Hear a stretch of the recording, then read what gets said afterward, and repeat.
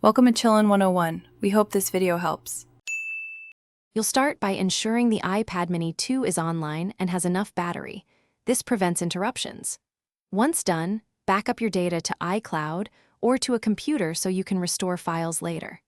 Now open Settings and tap your name at the top. You're preparing both the device and the account for removal. This step lets you access the Sign Out control and disables Find My iPad when you authenticate with the Apple ID password. You'll tap Sign Out and enter the Apple ID password to turn off Find My iPad. That's critical because activation lock is tied to that feature. Next, choose which local data to keep on the iPad.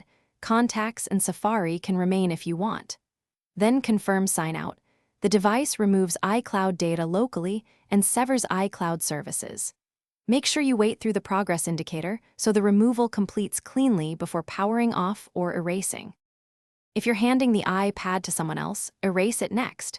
Go to Settings, General, Reset, erase all content and settings. This ensures no residual account data remains. Once erased, you can set up as new or restore from the backup you made earlier, making sure not to sign back into the removed Apple ID. If activation lock still appears, use iCloud.com to remove the device from your account or contact Apple support.